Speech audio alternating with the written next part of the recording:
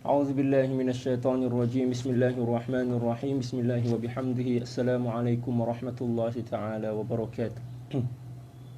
Innal hamdalillahi nahmaduhu wa nasta'inuhu wa nastaghfiruh wa na'udzu billahi min shururi anfusina wa min sayyiati a'malina. May yahdihillahu fala mudilla lahu wa may yudlilhu falan tajida lahu waliyyan mursyida. Wa asyhadu an la ilaha illallah wahdahu la syarika lah wa asyhadu anna sayyidana Muhammadan abduhu wa rasuluh. Allahumma salli wa sallim wa barik ala hadzal nabiyil karim wa ala alihi wa sahbihi wa man tabi'ahum bi ihsanin ila yaumiddin. Allahumma ighfir li ummati sayyidina Muhammadin sallallahu alaihi wasallam wa aslih ummata sayyidina Muhammadin sallallahu alaihi wasallam wa farrij an ummati sayyidina Muhammadin sallallahu alaihi wasallam.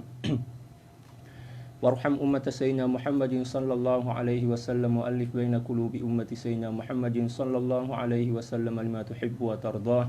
وافتح لنا فتوح العارفين بك بحق سيدنا محمد صلى الله عليه وسلم. سبحانك لا علم لنا إلا ما علمتنا إنك أنت العليم الحكيم ولا حول ولا قوة إلا بالله العلي العظيم. وصلى الله على سيدنا محمد وعلى آله وصحبه وسلم. الحمد لله رب العالمين.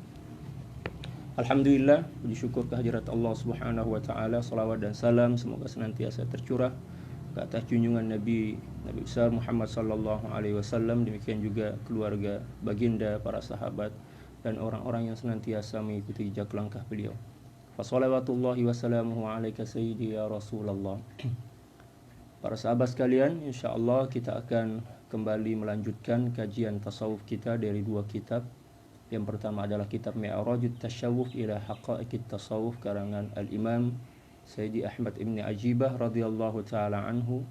Demikian juga kitab Haqa'iq Anit Tasawuf karangan dari Sayyidi Syekh Al-Imam Abdul Qadir Isa Al-Halabi radhiyallahu taala anhu anil jami'. Dan insyaallah kita akan mulai dengan kitab Mi'rajut Tasyawuf halaman 45. Qala radhiyallahu ta'ala anhu wa nafa'ana Allahu bi'ulumihi wa 'ulumi syuyukhihi wa syuyukhina wa jami'i awliya'illahi salihin fid dharain Allahumma amin. Halaman 45, muka surat 45. Qal, ya, istilah yang ke-43 tentang akhlak. Kita selalu dengar istilah akhlak. Apa itu akhlak? Maka kita akan memahami melalui pemaparan beliau, penerangan atau penjelasan beliau dalam kitab ini.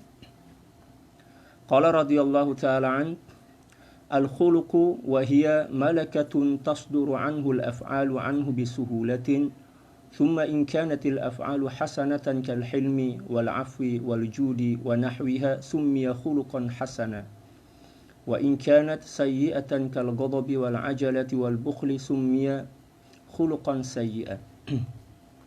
Qala Wahbun radhiyallahu ta'ala an ma takhallaqa 'abdun bi khuluqin 40 sabahan illa ja'ala Allahu lahu dhalika tabi'atan fihi fal khuluqul hasanu yuktasab was sayyi'u yujahidu hatta yazul wal khuluqul hasanu ya'dilu as-siyama wal qiyam wa huwa thamaratu at-tasawwufi faman lam yahsun khuluquhu fatasawwufuhu ashjarun bila thimar wa marji'u husnul khuluq alla taqdab wa la tughdib wa la tabkhal wa la tahqid wa billahi taufiq. Istilah ke-43 yang selalu digunakan oleh para sufi atau ulama tasawuf dalam kitab-kitab mereka adalah al-khuluq, atau sering kita terjemahkan dengan akhlak. Apa itu akhlak? Akhlak, kata beliau, wahiyya malakatun tasduru anhu al-af'alu anhu bisuhulatin. Akhlak ialah naluri atau karakter, ya, bakat lah kalau dalam bahasa Indonesia, yang menjadi sumber lahirnya af'al atau perbuatan manusia dengan sangat mudah atau secara otomatis. Jadi akhlak itu adalah perilaku yang telah mendarah daging dalam diri kita. Ya. Contoh misalnya,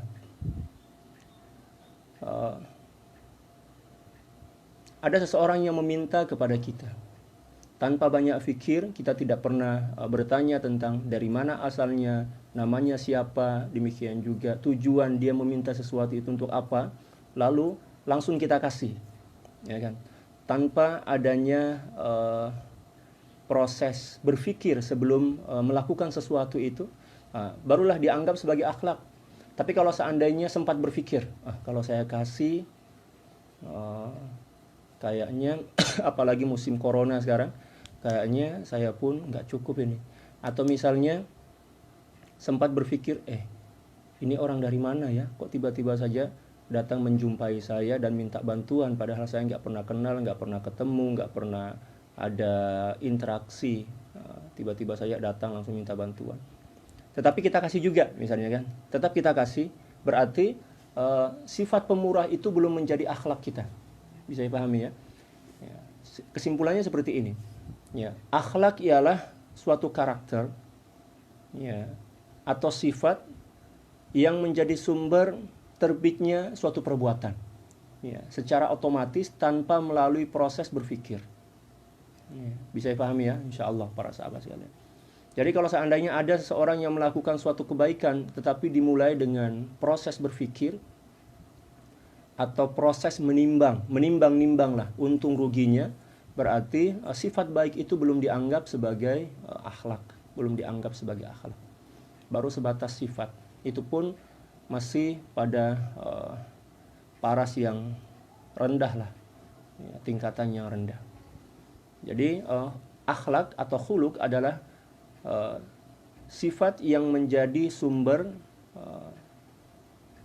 lahirnya suatu perbuatan tanpa melalui proses berpikir dan mempertimbangkan. Telah menjadi kebiasaan dia, telah menjadi jati dirinya, seperti itu.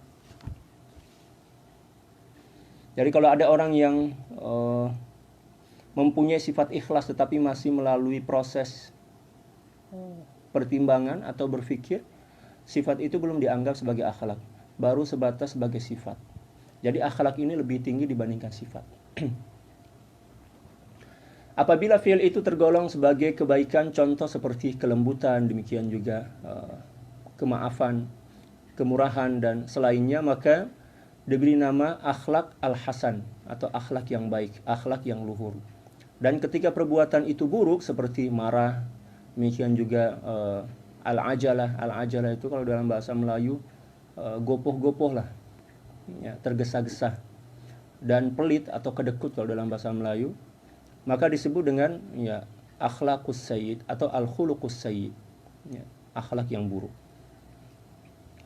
Sayyidi Wahb radhiyallahu taala an berkata, tidaklah seorang hamba berakhlak dengan suatu akhlak selama 40 hari kecuali pasti Allah Subhanahu wa taala akan menjadikannya sebagai sifat baginya. Nah, Sayyidi Wahb ya mengajarkan kepada kita bahwa ini melalui pengalaman beliau. Apabila suatu sifat senantiasa dipertahankan dan dipraktikkan selama 40 hari, maka sifat ini nanti akan berubah menjadi akhlak. Misalkan ada seseorang yang ingin mempunyai akhlak kepemurahan, akhlak pemurah lah, ya. Dia harus memulai kebaikan sifat pemurah itu, ya, paling kurang 40 hari. Walaupun pada awalnya dipaksakan, ya, melalui proses berpikir, melalui proses menimbang-nimbang, tapi nggak apa-apa, teruskan aja selama 40 hari. Pemurah, memberi, berbagi selama 40 hari. Kalau seandainya ada rasa bosan atau ada rasa tidak ikhlas dalam hati, paksakan aja, tetap keluarkan, tetap berilah. Ya, walaupun hati kita belum ikhlas, walaupun hati kita masih banyak pertimbangan, tetap ya, berikan, berbagi kepada orang lain selama 40 hari. Ini sesuai dengan pengalaman beliau. Nah, apabila seseorang mampu bertahan untuk melakukan sesuatu selama 40 hari, maka kebiasaan itu akan berubah menjadi akhlak biiznillah, dengan izin Allah Subhanahu wa taala. Ya. Berdasarkan apa yang beliau ungkapkan inilah para ulama mengatakan, apabila kita ingin menjadi ahli tahajud, misalnya ahli tahajud lah, ya, maka kita diperintahkan untuk membiasakan diri dengan jumlah rakaat yang paling sedikit selama 40 hari. agar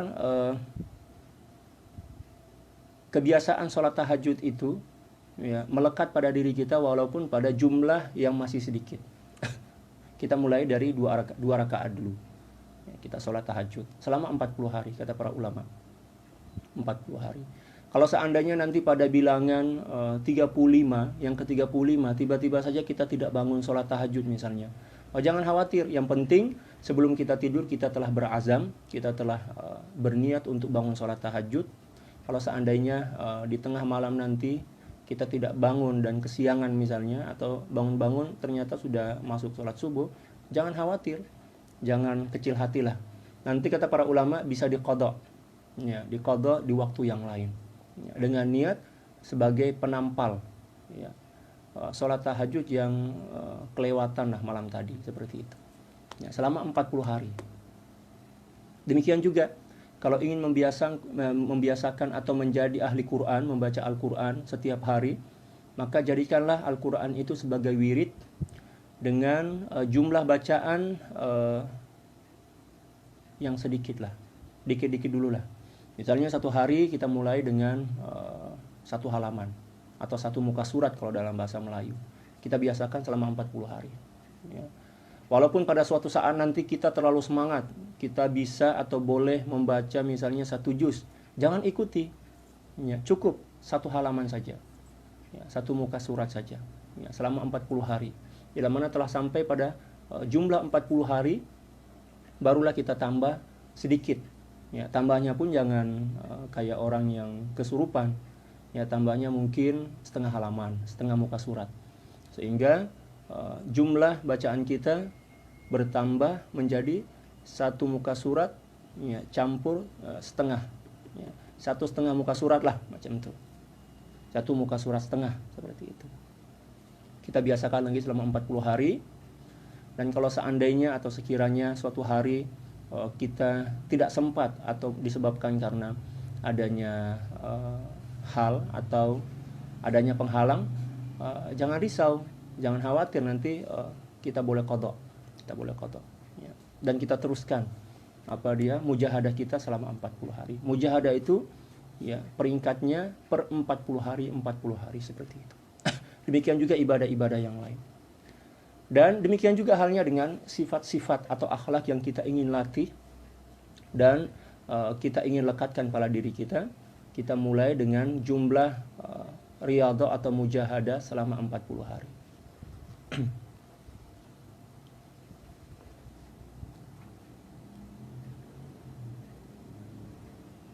Maka akhlak baik itu, ya, dapat diusahakan. Akhlak baik dapat diusahakan. Jadi akhlak itu adalah sesuatu yang boleh kita usahakan, ya. Kecuali para nabi dan rasul. Kalau para nabi dan rasul, akhlak mereka adalah akhlak yang memang semula jadi, ya, memang asli ada pada diri mereka, melekat sebelum mereka dilahirkan di muka bumi ini. Akhlak itu telah melekat dalam jiwa mereka, sudah menjadi bahagian daripada kenabian mereka. Kalau kita sebagai orang biasa, ketika kita dilahirkan oleh ibu kita, kecenderungan kita ada 2. Fa'alhamaha fujuraha wa taqwaha, qad aflaha man zakkaha wa qad khaba man dassaha. Jadi ada kecenderungan yang berlawanan dalam diri kita. Yang pertama adalah kecenderungan kepada perbuatan baik, demikian juga yang kedua adalah kecenderungan kepada perbuatan jahat. Nah, kecenderungan kepada perbuatan baik inilah yang harus senantiasa kita asah sehingga menjadi akhlak. Ya, pada awalnya kan hanya kecenderungan saja, kecenderungan ingin berbuat baik. Demikian juga kecenderungan kepada hal-hal yang negatif, ingin berbuat jahat. Ya, ketika kita lahir, 2 kecenderungan itu memang sudah ada dalam diri kita, diciptakan oleh Allah Subhanahu wa taala. Nah, syariat ini diturunkan oleh Allah Subhanahu wa taala sebagai wasilah, perantara untuk melatih diri, ya, membiasakan dengan sifat-sifat yang baik sehingga menjadi akhlak, dan kita jadikan sebagai wasilah untuk membersihkan hati kita dari sifat-sifat buruk, ya, seperti itu. Fa'alhamaha fujuraha wa taqwaha. Adapun para nabi dan rasul, akhlak dan sifat mulia mereka memang semula jadi, memang telah melekat pada zat mereka, pada ruh mereka ya sebelum mereka dilahirkan ke muka bumi ini. Kalau kita memang harus melalui proses mujahadah. Seperti yang telah dijelaskan oleh Sayyidil Imam Al-Ghazali radhiyallahu taala dalam kitab Ihya, beliau menjelaskan bahwa akhlak itu boleh diusahakan. Akhlak baik itu boleh diusahakan, dan akhlak buruk atau kebiasaan-kebiasaan buruk boleh disingkirkan, boleh dibuang, boleh ditepikan melalui proses mujahadah. Jadi intinya adalah mujahadah. Ya, seperti itu. Karakter atau sifat itu boleh diubah melalui proses mujahadah. Seperti sebagai contoh lah, misalkan anjing kan, mohon maaf, contoh anjing. Anjing pada dasarnya mempunyai sifat kebinatangan yang cukup buas ya, cukup buas. Tapi bisa dijinakkan melalui latihan. Itu anjing yang tidak mempunyai hati, tidak mempunyai akal. Ya, apatah lagi kita manusia yang punya akal, punya iman, ya kan? Ya. Maka insya Allah kita pun bisa berubah menjadi lebih baik melalui proses penjinakan nafsu itu, melalui proses mujahadah. Kata beliau, tidaklah seorang hamba berakhlak atau mempraktikkan akhlak dengan sesuatu akhlak selama 40 hari kecuali pastilah akan menjadi sebagian daripada sifatnya, mananya menjadi akhlaknya. Maka akhlak baik itu dapat diusahakan dan yang buruk dapat dihilangkan dengan bermujahadah. Dan tidak seorang pun di antara kita kecuali mempunyai sifat atau akhlak yang buruk, kecuali para nabi dan rasul. Pasti ya, mestilah sifat buruk itu ada pada diri kita. Kalau kita mengaku atau mendakwa, oh saya tak ada sifat buruk pun, orang lain yang ada. Oh, itu sebagai tanda bahwa sifat buruk itu telah menjadi karatan dalam jiwa kita. Kita tak boleh menganggap diri kita sebagai orang yang suci, ya, orang yang sempurna, karena itu berlawanan dengan hakikat diri kita. Ya, berlawanan dan hakikat diri kita. Kita ini manusia yang pada dasarnya mempunyai dua kecenderungan baik dan buruk. Oleh karena itu kita tidak boleh mengatakan bahwa diri kita ini suci dan bersih. Wala tuzakku anfusakum huwa a'lamu biman ittaqa. Alangkah lebih baiknya apabila kita mengaku bahwa atau mengira diri kita sebagai orang yang ya, penuh dengan kekurangan. Dan dengan merasa diri penuh dengan kekurangan, itulah yang menyebabkan Allah Subhanahu wa taala akan memberikan kekuatan dan hidayah serta taufik kepada kita untuk melakukan perubahan melalui proses mujahadah. Mujahadah ini yang paling berat sebenarnya. Semua orang pasti ingin mempunyai akhlak dan budi pekerti yang baik, tetapi tidak semua orang yang ingin dan mau untuk melakukan prosesnya. Proses ini yang terpenting sebenarnya, proses mujahadah. Dan mujahadah ini bukanlah sesuatu yang mudah. Mujahadah ini adalah proses yang memang perlu pengorbanan.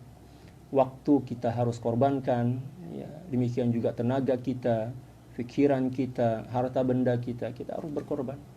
Ya. Kalau tidak ada pengorbanan, maka kita tidak akan pernah mampu untuk menggapai ya, kebaikan, akhlak dan budi pekerti. Harus berkorban. Allahu Akbar. Saya teringat dengan apa yang pernah dicontohkan oleh para sahabat di zaman dahulu. Contoh misalnya Sayyidina Umar bin Khattab radhiyallahu taala an. Ketika beliau sedang dalam proses mujahadah untuk membuang sifat-sifat buruk yang ada pada diri beliau. Ya. Caranya memang agak sedikit ekstrim, tetapi itu sebenarnya tergantung atau terpulang kalau dalam bahasa Melayu, terpulang kepada kemampuan seseorang yang melakukan mujahadah. Sayyidina Umar itu mempunyai kalau istilah kita cambuk ya, kayak rotan lah kayak gitu. Jadi apabila tengah malam beliau ngantuk dan bermalas-malasan, maka rotan itu akan disebatkan di kaki beliau sambil beliau berkata, wahai nafsu, ya, kenapa kamu malas?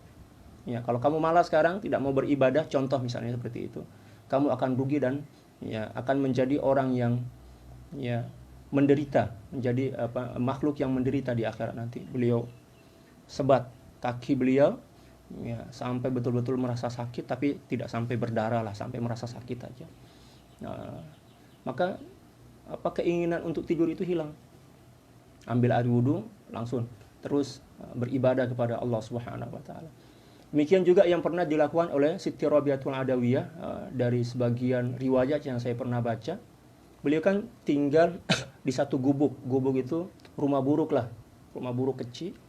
Nah, dan beliau tinggal seorang diri. Dalam rumah beliau itu hanya ada kibrit. Kibrit itu ya ceret lah, tempat air, baik sama ada untuk minum maupun untuk berwudu seperti itu. Apa yang beliau lakukan di tengah malam agar beliau tidak tidur atau tidak banyak tidur lah seperti itu. Terkadang beliau mengikat rambutnya. Rambutnya diikat dan digantung di atas tiang rumah itu. Beliau sambil duduk. Beliau kan tinggal seorang diri kan.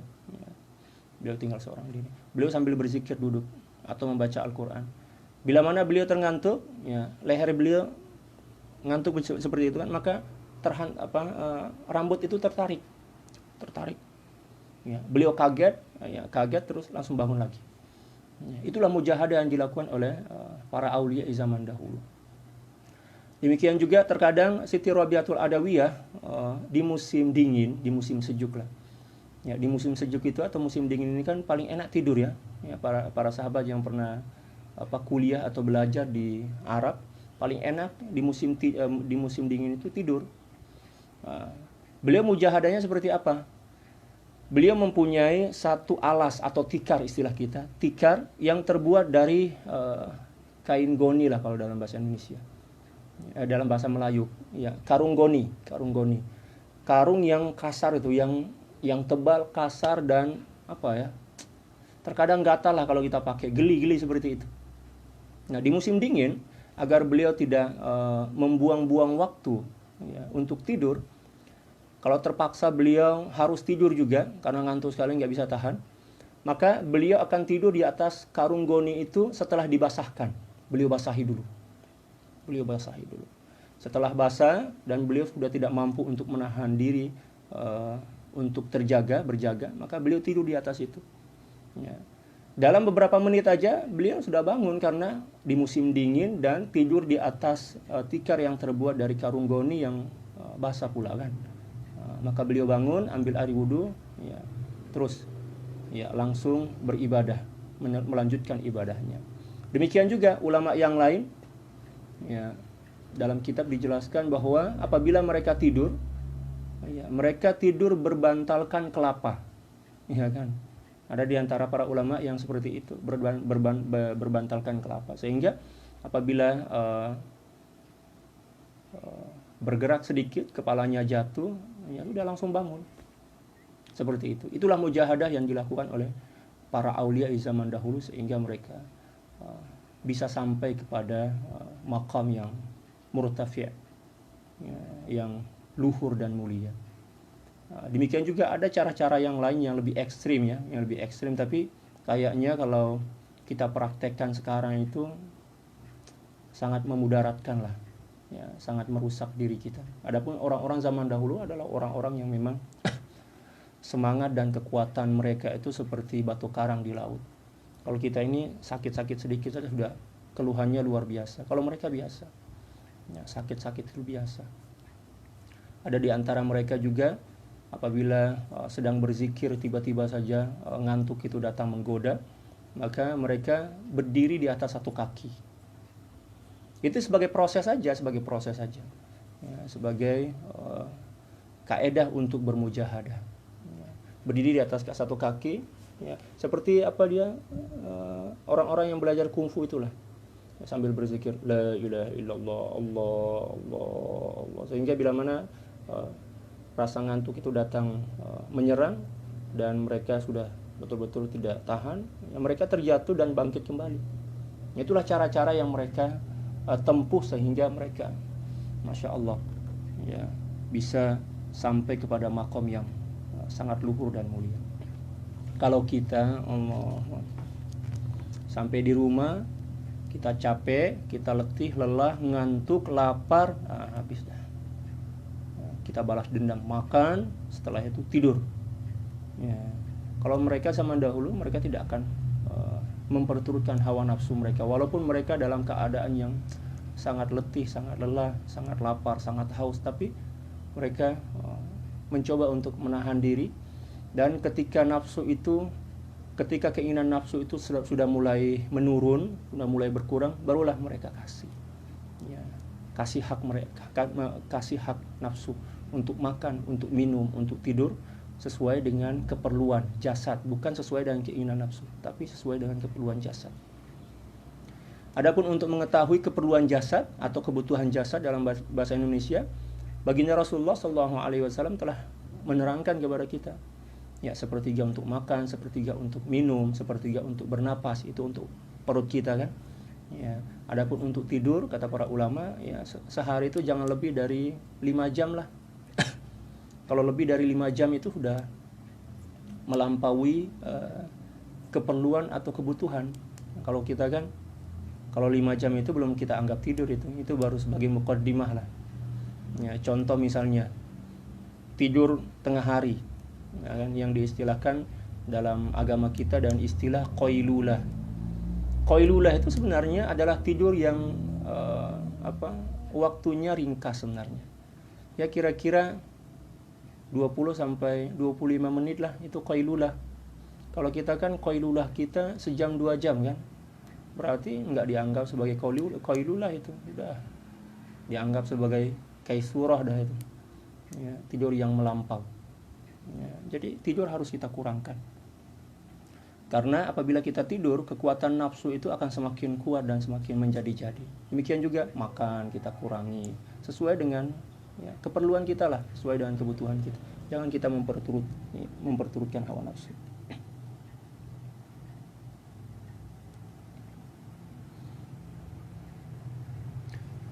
Maka akhlak baik itu dapat diusahakan dan yang buruk dapat dihilangkan dengan mujahadah. Akhlak baik itu setara dengan ibadah puasa dan sholat malam. Seseorang yang mempunyai akhlak yang telah mendarah daging atau telah bersebati dalam jiwa mereka, maka seolah-olah mereka itu senantiasa dalam keadaan sholat dan berpuasa setiap masa. Ya, karena nilai dari akhlak itu setara atau sama dengan kebaikan yang diperoleh seseorang yang senantiasa dalam keadaan beribadah. Ya, siang dia berpuasa dan malam dia senantiasa berada dalam sholat sepanjang malam. Ya, dengan hati yang hadir, dengan hati yang ikhlas, dengan rukun, syarat, demikian juga adab-adab yang tertunaikan dengan baik. Luar biasa. Ya, luar biasa. Nilai ibadah melalui akhlak itu luar biasa. Akhlak itu dianggap sebagai samaratul ibadah, buah dan hasil daripada ibadah, intipati daripada ibadah.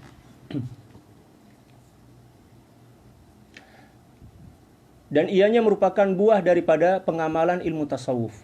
Jadi akhlak ini merupakan buah, merupakan natijah daripada pengamalan ilmu tasawuf. Seperti mana yang telah diterangkan oleh para ulama, di antaranya adalah Sidi Syekh Abdul Qadir Isa dalam kitab Haqaiq.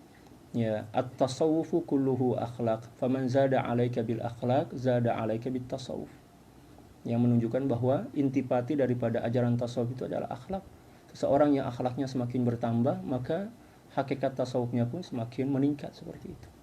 Tapi kalau ada orang yang cakap dia setinggi langit tentang tasawuf, tapi akhlak dia zero misal, akhlak dia macam Fir'aun, maknanya ya Fir'aun lah, Fir'aun dalam rupa manusia. Sesiapa yang akhlaknya tidak baik, maka tasawufnya bagaikan pokok atau pohon yang tidak berbuah. Walaupun ada manfaatnya, tetapi tidak seberapa. Paling hanya sebatas untuk berlindung dari panas sengatan matahari. Atau untuk kayu bakar misalnya kan.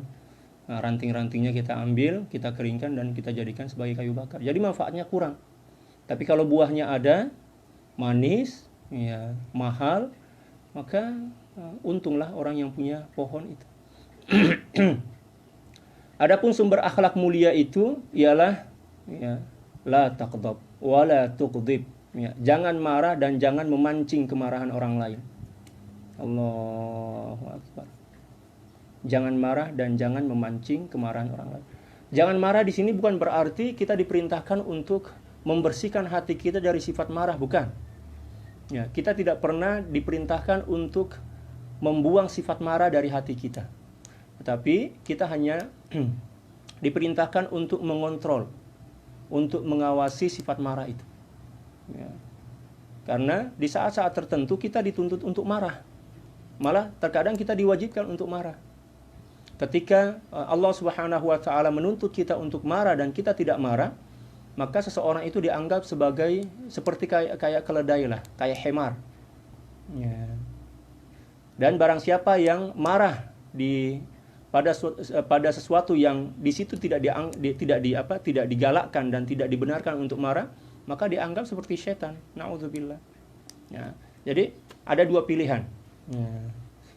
Bila mana terlalu melampau dalam melampiaskan kemarahan, maka dianggap seperti setan. Dan sesiapa orang yang dituntut untuk marah tapi dia tak marah, maka dianggap sebagai hemar. Sayyidil Imam Al-Imam Syafi'i radhiyallahu taala an pernah berkata, "Man istughdiba wa lam yaghdab fa huwa himar." Sesiapa orang yang dituntut untuk marah tetapi dia tak marah, misal ada pelanggaran agama yang berlaku di hadapan dia, maknanya pada masa itu dia dituntut oleh syariat untuk marah. Tetapi marah yang terkontrol. Tetapi dia tak marah, maka dikira sebagai hemar lah, ya, sebagai keledai. Ya. Kita tidak diwajibkan untuk membuang sifat marah itu, akan tetapi kita diperintahkan untuk tidak melampiaskan kemarahan itu dengan cara-cara yang tidak sesuai dengan syariat. Ya. Oleh karena itu satu di antara sifat, ya, orang yang baik dalam Al-Quran disebutkan, ya, yaitu diantaranya, ya, apabila dia marah dia mampu mengontrol atau menyembunyikan kemarahan itu. Wal kadhiminal ghaidha wal 'afina 'anil nas, ya kan? Wasari'u ila maghfiratin min rabbikum wa jannatin 'arduha as-samawati wa iddat lil muttaqin alladzina yunfiquna fis sarra'i wad dharra'i wal kadhiminal ghaidha wal 'afina 'anil nas wallahu yuhibbul muhsinin. Ya kan? Ya, menahan amarah. Yang kedua kata beliau, wala yughdib, ya, dan tidak memancing kemarahan orang lain. Ya, jangan pancing-pancing kemarahan orang lain, jangan mencabar orang lain kalau dalam bahasa Indonesia, dalam bahasa Melayu, jangan mencabar orang lain. Sebab itu dikira sebagai puncak kepada keburukan akhlak. Ya. Yang ketiga, ya, jangan kedekut. Ya, jangan pelit lah, jangan bakhil. Sebab bakhil ini merupakan satu di antara benih-benih yang akan melahirkan dan menumbuhkan sifat-sifat atau akhlak-akhlak buruk yang lainnya. Demikian juga hasad. Hasad. Dan ternyata yang menyebabkan iblis itu hancur dan kufur kepada Allah Subhanahu wa taala dimulai dengan sifat hasad. Hasad ini akan melahirkan kesombongan, dan kesombongan akan membawa kepada kekufuran. Iblis itu kan hasad kepada Nabi Adam alaihissalam yang dianugerahkan oleh Allah Subhanahu wa taala kemuliaan yang melebihi kemuliaan yang Allah berikan kepada iblis pada masa itu sebelum dia kufur. Tetapi ketika hasad itu tidak segera disadari dan dibersihkan dari hati, maka hasad itulah yang membawa iblis untuk enggan dan takabur, sombong, ya, kepada Nabi Adam, demikian juga sombong kepada Allah Subhanahu wa taala, dan pada akhirnya, ya, menyebabkan dia keluar dari Islam dan menjadi orang pertama yang kufur kepada Allah Subhanahu wa taala. Wa idz qulna lil malaikati isjudu li Adam fasajadu illa iblis aba wastakbara wa kana minal kafirin. Nauzubillah. Jangan peliharalah sifat sombong itu. Sifat sombong itu boleh menghantarkan seorang kepada kekufuran. Dan sifat sombong ini, ya, akan menghanguskan dan membakar habis, ya, kebaikan-kebaikan yang ada dalam hati kita. Demikian juga sifat hasad. Iyyakum wal hasad fa innal hasad ya'kulul hasanat kama ta'kulun narul hatab. Dalam hadis seperti itu kan. Atau kama qala sallallahu alaihi wasallam. Waspadalah kamu daripada sifat hasad, karena sesungguhnya sifat hasad, ya, akan membakar kebaikan seperti mana api membakar kayu yang kering. Nauzubillah. Demikian juga dalam hadis yang lain menjelaskan tentang buruknya sifat kibar atau takabur. la yadkhulul jannata man kana fi qalbihi mithqala dzarratin minal kibr, atau kama qala sallallahu alaihi wasallam. Seseorang tidak akan pernah mampu untuk menggapai surga Allah Subhanahu wa taala apabila di dalam hatinya masih lagi ada sifat sombong. Dan satu di antara tanda yang hati seseorang itu ada sifat sombong di dalamnya adalah enggan menerima nasihat. Tak nak dengar nasihat lah. Bila mana ada orang yang bagi nasihat kepada dia, dia tengoklah, ini yang bagi nasihat ini lagi muda dibandingkan saya, ini budak-budak lagi. Takkanlah saya terima nasihat daripada budak kecil. Itu tanda yang dia itu sombong. Batarul haq. Ya, menolak kebenaran, menolak nasihat. Tetapi bila mana dia tunduk, dia dengar dari siapapun nasihat itu, maka itu sebagai tanda bahwa dalam hati dia telah bersih dan selamat daripada sifat takabur. Sayyidil Imam Asy-Syafi'i radhiyallahu taala an suatu masa dulu pernah dihina dan dicaci maki oleh orang Badui, ya, orang asli lah istilah kita, orang primitif, orang kampung, ya, orang awam lah, ya, dicaci maki, dihina, dikerdilkan macam itu. Imam Syafi'i sebagai seorang imam yang arif dan bijaksana, beliau tak komplain pun, beliau tunduk je, diam, beliau tundukkan kepala. Ada orang menghina, mencaci maki, beliau tunduk kepala. Ada orang yang benci kepada beliau, orang awam lah, orang yang tak seberapa paham tentang agama. Setelah cacian dan makian itu selesai, ya, sampailah orang itu letih dan lelah lah, tak ada tenaga dah nak mencaci. Maka Sayyidil Imam Syafi'i radhiyallahu taala mengangkat kepala, lalu mengatakan kepada Pak Cik itu, Pak Cik dah habis dah ke? Dah puas hati ke? Ya, Pak Cik itu diam je lah, sebab memang dah semua dah terluah dah kemarahan dia kan. Lepas tu Al-Imam Syafi'i radhiyallahu taala memasukkan tangan beliau ke dalam kantong poket lah. Beliau bagi hadiah duit kepada Pak Cik itu. Pak Cik itu terkejut lah kan, tak pernah pun saya jumpa orang macam, sudahlah saya buat dosa kesilapan, saya mencaci, memaki, membuli dia, tapi kenapa pula dia, ya, bagi hadiah kepada saya, bagi hadiah duit kepada saya. Ya. Lalu kemudian orang itu bertanya kepada Al-Imam Syafi'i, wahai Syafi'i, apa yang menyebabkan engkau mampu melakukan seperti ini? Saya mencaci maki kamu, menghina kamu, membuli kamu, tapi kamu mampu membalasnya dengan kebaikan yang tidak pernah terfikir oleh akalku. Kata beliau, gampang aja, ya, sederhana saja alasannya. Ketika Tuhan menghina, mencaci maki saya, meremehkan saya, pada hakikatnya Tuhan sedang mentransfer, ya, kebaikan-kebaikan atau istilah kita pahala lah, pahala-pahala kebaikan Tuhan kepada saya. Maknanya saya mendapatkan kebaikan, ya, pahala tanpa perlu bersusah-susah payah melakukan ibadah. Cukup setakat sabar je, dengar je omelan, ya, dan hinaan Tuhan, alhamdulillah Allah bagi. Allah hantarlah transfer kebaikan Tuhan itu kepada saya, alhamdulillah. Dan kalau sekiranya kebaikan Tuhan dah habis dah, tetapi Tuhan masih lagi menghina saya, mencaci maki saya, maka Allah tukar pula. Seluruh keburukan-keburukan saya Allah transfer kepada Tuhan. Allah hantar kepada Tuhan. Ya. Kalau kita faham seperti mana Al-Imam Syafi'i faham tadi itu, Allahu Akbar, damainya hati kita, tentramnya jiwa kita. Ada orang yang menghina kita, kita mungkin malah semakin bersyukur kepada Allah Subhanahu wa taala. Sebab dengan kesabaran tanpa kita balas, ya, itu akan, ya, mendatangkan kebaikan kepada kita. Kebaikan yang ada pada diri seseorang itu akan dihantar, dikirim oleh Allah Subhanahu wa taala kepada kita. Dan apabila kebaikannya telah pun habis dan dia masih lagi melakukan cacian dan makian kepada kita, menghina kita, mengkerdilkan kita, maka keburukan-keburukan kita akan dihantar oleh Allah Subhanahu wa taala, dikirim kepada orang tersebut. Apabila kita faham tentang hakikat ini, maka kita tidak akan pernah merasa terganggu, terkacau lah oleh orang-orang yang mungkin menghina kita, mencaci maki kita, membuli kita. Malah mungkin kita akan bersyukur kepada Allah Subhanahu wa taala. Itulah satu di antara akhlak yang telah dicontohkan oleh Al-Imam Syafi'i dan juga dulu pernah dicontohkan oleh baginda Rasulullah SAW dalam banyak hadis diceritakan, ya, oleh kitab-kitab hadis. Ya, satu masa dulu baginda Rasulullah SAW pernah dicaci maki oleh seorang Yahudi yang menjadi jiran beliau, tetangga beliau. Ya, setiap subuh, Ya, di tengah atau di depan pintu Masjid Nabawi itu orang Yahudi ini letak kotoran onta lah. Ya, kotoran onta, usus onta, kotoran onta lah secara amnya. Dan di dalam sejarah baginda Rasulullah Shallallahu Alaihi Wasallam merupakan manusia pertama yang setiap subuh masuk masjid. Ketika baginda Rasulullah Shallallahu Alaihi Wasallam ingin masuk masjid dan menyaksikan melihat ada kotoran unta di depan pintu Masjid Nabawi pada ketika itu, beliau tidak marah, beliau tidak bertanya kepada para sahabat siapa yang melakukan seperti ini.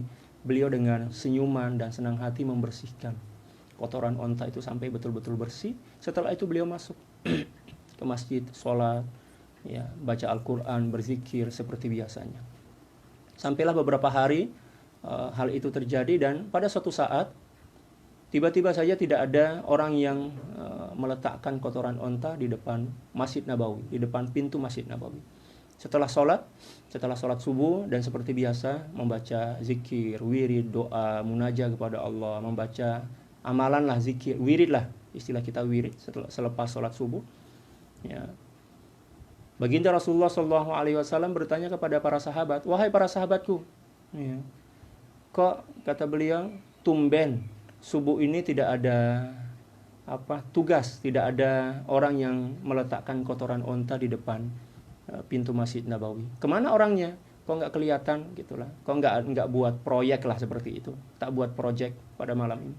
Para sahabat menjawab soalan baginda bahwa orang Yahudi itu sedang sakit keras lah istilah kita dalam bahasa Indonesia. Kalau dalam bahasa Melayu sakit teruk. Ya. Baginda Rasulullah Shallallahu Alaihi Wasallam nampak macam kesian lah, sedih macam itu kan. Dengar orang Yahudi sedih, sakit itu beliau sedih. Kalau kita mungkin kita buat jamuan kesyukuran lah kan, kenduri lah, ya, buat tasyakuran kalau dalam bahasa Indonesia. Sebab orang yang menyakiti kita, orang yang menghina kita sakit keras. Tapi beliau tidak, ya, nampak tanda-tanda kesian kepada orang Yahudi itu di wajah beliau. Lalu beliau balik ke rumah dan meminta kepada Siti Aisyah untuk membuat satu makanan yang sedap lah, yang akan dihadiahkan kepada orang Yahudi itu. Siti Aisyah terkejutlah. Baginda Rasulullah Shallallahu Alaihi Wasallam tak biasa pun meminta agar dibuatkan atau dimasakkan masakan yang sedap. Tapi tiba-tiba aja pada hari itu beliau meminta agar Siti Aisyah membuat makanan yang sedap. Kemudian Siti Aisyah bertanya kepada baginda Rasulullah Shallallahu Alaihi Wasallam, makanan sedap itu nak dibagi kepada siapa? Kata baginda Rasulullah, akan dihadiahkan kepada seorang jiran Yahudi yang dahulu pernah menghina, pernah meremehkan, mencaci, demikian juga melakukan sesuatu yang tak layak lah ke atas beliau. Ya. Lalu setelah makanan siap, beliau hantarlah datang ke rumah orang Yahudi itu, ketuk pintu. Dengar di luar ada orang yang mengetuk dan orang Yahudi ini mengenal suara baginda Rasulullah Shallallahu Alaihi Wasallam. Tiba-tiba aja orang Yahudi itu gemetar, takutlah seperti itu. Tetapi adab orang Arab ya, zaman dahulu itu, bila mana ada orang yang mengetuk pintu dan tuan rumah ada kat rumah, dia kena jawab lah. Itu adab orang Arab, walaupun tak kira lah orang beriman ke orang kafir, itu memang kebiasaan orang Arab. Kemudian orang Yahudi itu membuka pintu dan disambut oleh senyuman baginda Rasulullah SAW yang menyebabkan hilangnya rasa takut dan risau dalam hati orang Yahudi itu ketika mana melihat senyuman baginda Rasulullah SAW yang cukup manis lah, yang luar biasa lah. Senyuman beliau itu adalah hidayah kan, kata para ulama. Kemudian baginda Rasulullah SAW bertanya, saya dengar daripada sahabat-sahabat saya, Tuhan ya tak sehat ya? Ya betul, saya tak sehat. Lepas itu beliau cakap, ini ada makanan, sikit makanan lah untuk Tuhan, moga-moga boleh meringankan beban Tuhan. Setelah makanan itu diambil, seketika itu juga orang Yahudi itu tersungkur, ya, mencium kaki baginda Rasulullah SAW dan mengucapkan syahadat.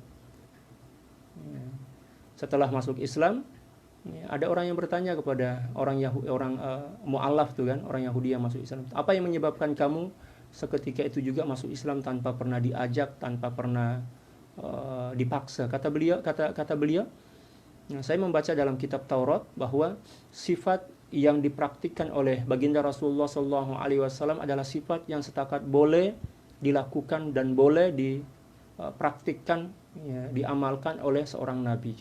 Membalas keburukan yang teruk dengan kebaikan yang sempurna. Dan itu satu di antara akhlak kenabian yang diajarkan oleh baginda Rasulullah SAW, dan juga menjadi akhlak para sufi atau ahli tasawuf sepanjang masa dalam sejarah kehidupan ini. Seperti itu. Tapi kalau ada orang yang membalas kebaikan dengan kebaikan, keburukan dengan keburukan, itu imma'ah namanya. Seorang yang seolah-olah tidak punya akal lah. Karena binatang pun boleh buat macam itu. Tengoklah binatang tuh kan. Misal anjing lah. Kita sayang, kita bagi makan tiap-tiap hari, ya kan? Kita bagi minum. Kita manjakan, dia pun akan memanjakan kita, dia akan menjaga kita, dia akan membela kita. Sebab ada kebaikan, ada kesan kebaikan yang masuk ke dalam jiwa binatang itu. Tapi bila mana kita kasari, ya kan? Kita kasari, kita baling misal dengan batu, kita pukul, maka dia pun akan membalas dengan gonggongan, dan mungkin akan menggigit kita lah, menerkam kita. Jadi kalau ada orang yang merasa baik, merasa hebat, tetapi tingkah lakunya hanya setakat mampu membalas perbuatan seseorang mengikut kadar apa yang dilakukannya ke atas diri dia, maknanya itu bukan sifat seorang muslim. Orang kafir pun boleh buat. Adapun sifat seorang muslim adalah membalas kebaikan dengan sesuatu yang lebih baik, dan membalas keburukan dengan sekurang-kurangnya dengan kebaikan. Sekurang-kurangnya dan kebaikan. Itulah akhlak seorang muslim yang baiklah. Oke, kita baca satu istilah lagi. Selepas itu barulah kita membaca kitab yang kedua. Kaidah yang ke-44, 45 dan 46. Ya. Al-judu was-sakha'u wal-isar. Fal-judu alla yas'uba alaihi al-badlu. Faman a'tal ba'da wa abqal akthar fa sahibu sakha. Wa man badala al-akthar fa sahibu judin. Wa man qasad darra wa athara ghayrahu fa sahibu ithar. Fajudul ammati bil amwali wa judul khassati bin nufusi wa judul khassatil khassati bil arwah yabzulunaha lil mauti bil mujahada. Allah. Thumma tahyal hayatal abadiyata bil musyahadah. Allah. Seterusnya istilah yang ke-44, 45 dan 46. Di sini ada 3 istilah yang beliau jelaskan secara ringkas, yang mana ketiga istilah ini secara zahirnya nampak serupa tetapi sebenarnya tak samalah, tak serupa. Yang pertama adalah al-jud, as-sakha, dan yang ketiga adalah al-isar. Ketiga kata ini atau kalimat ini dalam terjemahan sama ada dalam bahasa Indonesia ataupun bahasa Melayu selalu diterjemahkan dengan maksud yang sama, yaitu kepemurahan lah, pemurah macam itulah. Tapi ternyata di dalam tasawuf antara 3 istilah ini mempunyai perbezaan yang nampak lah daripada penggunaan setiap kata daripada 3 kalimat ini. Yang pertama adalah al-jud. Apa maksud daripada al-jud? Ialah memberi tanpa rasa beban. Tak ada rasa beban. Kita bagi kepada seorang itu tanpa ada rasa beban lah. Kita bagi macam kita bagi bungkus nasi lah. Ya, macam bagi sampah lah. Ketika mana kita bagi sampah kepada seseorang atau macam orang yang buang sampah, ada ke beban dalam hati kita? Oh, kenapa pula saya buang sampah itu, sepatutnya tak payahlah saya buang. Tak ada lah kan, sebab sampah dah. Ya, demikian juga orang yang mempunyai sifat jud. Ya, jadi dia memandang kepada dunia itu macam memandang kepada sampah. Ya, manakala dia bagi kepada orang lain macam dia sedang buang sampah lah. Tak ada beban dalam hati dia. Dia nampak dunia itu macam sampah aja. Atau macam bangkai lah, seperti mana yang telah disebutkan oleh baginda Nabi SAW kan. Kita buang bangkai itu kita ada rasa beban menyesal, tak ada pun. Malah kita merasa bersyukur kan, alhamdulillah saya dah buang dah bangkai itu, maknanya tak ada bau busuk dah. Ya, kan? Allah. Baginda Rasulullah sallallahu alaihi wasallam bersabda, kama qala sallallahu alaihi wasallam, ad-dunya jifa wa tullabuha kilab. Dunia itu ibarat bangkai. Bila seseorang itu mampu dan boleh menganggap dunia itu bangkai, ketika mana hati dia telah bersih daripada bayangan dunia dan dia telah memiliki sifat al-jud, sifat pemurah tanpa adanya beban. Allahu Akbar. Kalau kita pula bagi sumbangan, kan, bagi bantuan kepada orang lain, setakat 5 ringgit je pun, kita merasa seolah-olah separuh nyawa kita ini telah hilang lah, telah tiada. Kita bagi 5 ringgit aja, tapi rasa seolah-olah nyawa kita ini separuh dia dah hilang dah, kan? Terbawa oleh duit 5 ringgit itu tanda bahwa kita masih lagi mencintai bangkai yang bernama dunia. Na'udzubillah. Itu yang pertama, al-jud, memberi tanpa rasa beban. Sama ada memberi ilmu, berbagi ilmu, berkongsi duit, berkongsi ubat kepada orang lain, kan?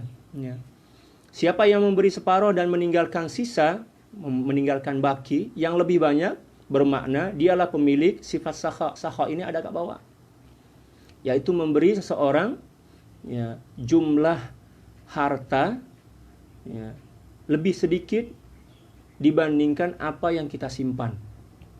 Misal seseorang mempunyai duit yang lebih lah, kan, yang lebih daripada keperluan dia. Misal duit yang lebih itu 10 ringgit. Duit 10 ringgit ini adalah duit yang memang terlebih lah daripada keperluan dia. Lalu kemudian dia bagi kepada orang lain 4 ringgit, dan baki itu 6 ringgit dia letak dalam poket dia letak dalam almari dia lah. Dia bagi lebih sedikit dibandingkan apa yang baki. Janji dia bagi dah kepada orang lain, okey dah tu. Maknanya dia telah dikira sebagai seorang yang mempunyai sifat as-sakha. Dipanggil as-sakhi lah. As-sakhi maknanya orang yang pemurah, tetapi kepemurahan dia masih lagi terhad, tak sempurna lagi. Namun sesiapa yang memberi lebih banyak dibandingkan apa yang berbaki, bermakna dia telah mempunyai sifat al-jud. Al-jud itu adalah memberi sesuatu daripada apa yang lebih daripada diri kita kepada orang lain, yang lebih banyak dibandingkan sesuatu yang berbaki. Misalnya seorang mempunyai duit 10 ringgit yang lebih daripada keperluan dia, kan. Dah tolak keperluan bulanan dia, nak bayar api, nak bayar elektrik, nak bayar duit kereta, minyak, demikian yang lainnya lah. Berbaki 10 ringgit. Ada orang datang minta bantuan, atau dia lalu kat tepi jalan, ada nampak makcik yang nampak perlukan bantuan lah. Dia bagi duit 6 ringgit, maknanya berbaki 4 ringgit, maknanya dia telah mempunyai sifat al-jud. Sesiapa yang menahan kesusahan dan mengutamakan orang lain, maka dialah pemilik sifat al-isar. Adapun al-isar adalah mendahulukan orang lain, mengutamakan orang lain, walaupun mungkin dia juga perlu, akan tetapi dia mampu bersabar atas keperluan itu. Seperti mana yang berlaku di kalangan para sahabat di zaman baginda Rasulullah sallallahu alaihi wasallam, yang menjadi asbabun nuzul daripada satu ayat dalam Al-Qur'an, wa yu'thiruna ala anfusihim walau kana bihim khassasah. Para sahabat macam itu, dia mendahulukan orang lain walaupun sebenar mereka ini juga perlu kepada apa yang dibagi kepada orang lain, tapi dia mampu untuk bersabar, mampu untuk tawakal kepada Allah Subhanahu wa taala. Itulah perbezaan antara al-jud wal isar, demikian juga as-sakha. Seterusnya beliau menjelaskan atau menerangkan tentang peringkat-peringkat al-jud, sifat pemurah. Yang pertama adalah sifat pemurah golongan khas, golongan awam. Ya, golongan awam ialah dengan harta benda. Ya. Jadi sifat pemurah orang awam ini dengan harta benda. Allah, beratnya sifat pemurah. Maknanya memberikan lebih kepada orang lain dibandingkan apa yang baki. Ya, kalau orang awam berkenaan dengan harta benda lah, duit, demikian juga makanan, minuman, itu orang awam. Adapun golongan khas ialah dengan jiwa. Ya, dengan jiwa. Allahu Akbar. Apa maksud yang dimaksud dengan jiwa? Misal katalah, dia sedang sakit. Ya kan? Jiran dia pun sakit. Sakit ini telah mengancam jiwa kan? Penyakit itu mengancam jiwa, bukan setakat mengancam tubuh badan kita. Apatah lagi macam sekarang ini sakit virus corona kan. Ya. Dan ternyata dia setakat mempunyai satu obat, dan satu obat ini setakat boleh dimakan atau diminum dalam bahasa Indonesia untuk satu orang aja. Dia pun perlu, manakala kawan dia pun juga perlu. Dia bagi kepada orang lain. Ya. Maknanya dia telah mempunyai sifat jud peringkat yang kedua. Sebab penyakit corona atau virus corona ini kan mengancam jiwa kan. Tak ramai orang yang boleh sampai kepada makom nih. Sebab memang mempertaruhkan jiwa kan. Seperti mana beliau cakap, ya, golongan khas adalah sifat pemurah dengan jiwa, mendahulukan orang lain. Walaupun jiwa dia terancam. Allahu Akbar. Golongan khassatul khassa, yaitu dengan ruh. Mereka mempertaruhkannya untuk mematikan atau membuang sifat-sifat buruk dengan mujahadah, agar kembali kepada kehidupan yang abadi dengan bermusyahadah atau penyaksian kepada keagungan Allah Subhanahu wa taala. Dan sifat jud, tingkatan atau peringkat ketiga inilah yang dimiliki oleh para aulia. Mereka mempertaruhkan segala-galanya, hatta ruh mereka, untuk mendapatkan cinta Allah Subhanahu wa taala, untuk mendapatkan kasih sayang Allah Subhanahu wa taala, dan untuk boleh senantiasa bermusyahadah kepada Allah Subhanahu wa taala. Dia rela untuk meninggalkan makanan, minuman, mengurangkan tidur, mengurangkan bergaul dengan manusia. Demikian juga rela berletih-letih. Ya, sampailah terkadang keletihan mereka itu hampir-hampir mengambil nyawa mereka. Tetapi secara berperingkat lah, kita kena mulakan dengan peringkat yang pertama, kedua, lepas itu barulah ketiga. Tak boleh tiba-tiba aja kita terus kepada peringkat yang ketiga, tak boleh. Kita kena buat nih secara berperingkat. Latar kabunna tabaqan an tabaq, secara berperingkat. Kita mulakan dengan judul awam dulu. Ya, menggunakan harta benda. Lepas itu barulah dengan jiwa. Yang ketiga nanti pula dengan ruh kita. Macam itu. Jadi kita kena melakukan sesuatu itu secara berperingkat. Jangan ikut hawa nafsu, jangan ikut kehendak hawa nafsu. Macam itu. Wallahu subhanahu wa ta'ala a'la wa a'lam. Cukup sekian untuk kajian kitab Mi'rajut Tasyawwuf. Seterusnya kita akan baca dan meneruskan kajian kitab Haqa'iq Anit Tasawuf. Malam tadi kita dah mulakan pembacaan kitab Haqa'iq Anit Tasawuf, akan tetapi line atau koneksi tak seberapa bagus lah malam tadi. Oleh sebab itu, insyaAllah pada pagi ini menjelang siang atau menjelang tengah hari, kita akan meneruskan kembali apa yang malam tadi terputus. Ya.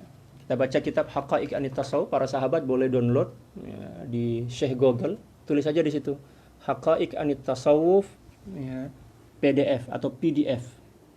Itu ya. Gratis lah, free aja. Janji ada internet. Oke, kita baca. Kita masih lagi memperbincangkan atau membincangkan tentang ta'rifut tasawuf. Ya, ta'arif daripada ilmu tasawuf atau definisi daripada ilmu tasawuf. Malam tadi kita telah sampai kepada definisi dari para ulama, dari seorang ulama yang mengatakan Qala radhiyallahu ta'ala anhu wa nafa'ana Allahu bi'ulumihi wa 'ulumi syuyukhihi wa syuyukhina wa jami' awliya'illahi salihin fid dharain. Allahumma amin. Wa qala ba'duhum at-tasawwuf kulluhu akhlaqun faman zada 'alaika bil akhlaq zada 'alaika bit tasawwuf. Wa qala Abu al-Hasan asy-Syadzili rahimahullahu ta'ala wa radhiyallahu ta'ala an at-tasawwufu tadribun nafsi 'ala al-'ubudiyyati wa radduha li ahkamir rububiyyah. Setengah para ulama mengatakan bahwa tasawuf semuanya adalah akhlak. Barang siapa yang bertambah atau menambahkan akhlakmu, maka sungguhnya telah bertambah nilai-nilai tasawuf dalam jiwamu. Jadi tasawuf itu hakikatnya adalah akhlak. Belajar tentang akhlak dan praktik tentang akhlak, pengamalan tentang akhlak. Macam itu. Seperti yang saya cakap tadi, ada orang yang cakap pasal tasawuf tinggi setinggi Sidratul Muntaha misalnya kan. Tapi akhlak dia macam akhlak Fir'aun, maknanya penipu lah. Ya, kalau cakap bab cakap ini memang siapapun boleh lah buat kan. Boleh cakap, siapapun boleh cakap. Ya, tapi dalam Islam yang menjadi tanda kemuliaan itu bukan ucapan, tetapi akhlak dan tingkah laku seorang hamba. Seterusnya, ya, waqala Abu Hasan Asy-Syadzili radhiyallahu taala an wa rahimahullah, at-tasawwufu tadribun nafsi 'ala al-'ubudiyyati wa radduha ila ahkamir rububiyyah. Ya. Sidi Abu Hasan Asy-Syadzili radhiyallahu taala anhu berkata, tasawuf ialah melatih diri dengan ubudiyah, melatih diri dengan ibadah. Kita latih diri kita dengan ibadah. Itu permulaan daripada tasawuf. Maknanya permulaan daripada tasawuf itu adalah pengamalan syariat. Dimulakan dengan pengamalan syariat. Kita amalkan syariat. Salat, puasa, kita jagalah. Ya kan? Bukan setakat yang fardu-fardu aja. Sunnah pun kita kena buat. Sebab peringkat pertama daripada tasawuf adalah tadribun nafsi 'ala al-'ubudiyah, melatih diri kita untuk menunaikan ibadah, kewajiban-kewajiban agama dengan baik. Itu permulaan dia. Ya kan? Permulaan. Salat tepat waktu, kalau boleh berjamaah. Ya, seboleh mungkin kena berjamaah. Demikian juga puasa sunnah, puasa wajib. Demikian juga sholat wajib, sholat sunnah, ya kan. Demikian juga zakat, ya, sedekah wajib yaitu zakat. Ya, demikian juga sedekah sunnah, infak, ya, berwakaf. Kita kena latih diri kita macam itu.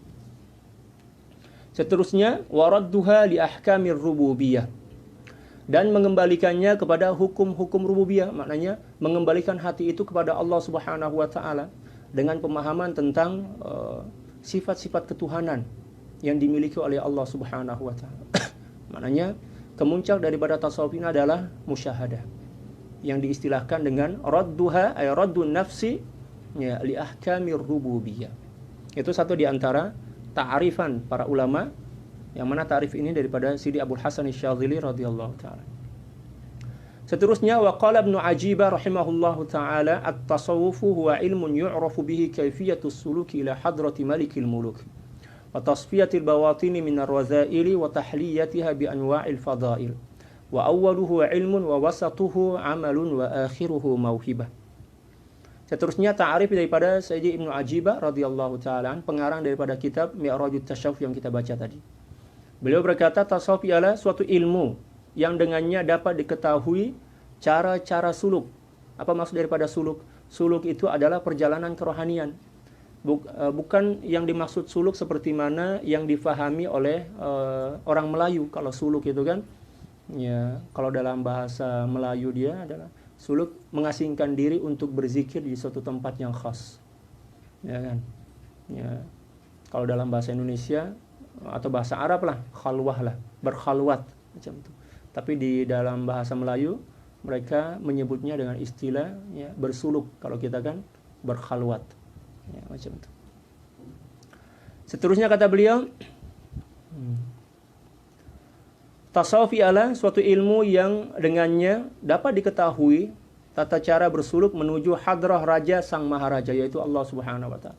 Memperjalankan rohani kita menuju kepada Allah Subhanahu wa taala melalui jalan syariat dan mujahadah, zikir, ya kan? Ya, dan melalui peringkat-peringkat yang telah dijelaskan oleh para ulama, ya, dimulakan dengan maqamut taubah. Ya, selepas maqamut taubah maqamul wara', ya, maqamuz zuhud, khauf, raja, sabar, ya kan, ya, redha, syukur, ya, seterusnya sampailah seterusnya. Allahu Akbar. Wa tasfiyatil bawatin,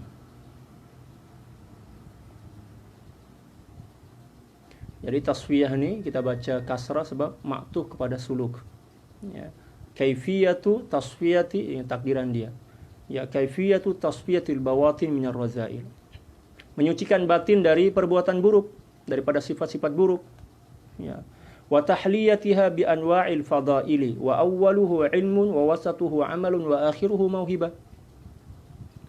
Dan menghiasinya dengan akhlak mulia, kita bersihkan hati kita daripada akhlak-akhlak yang buruk.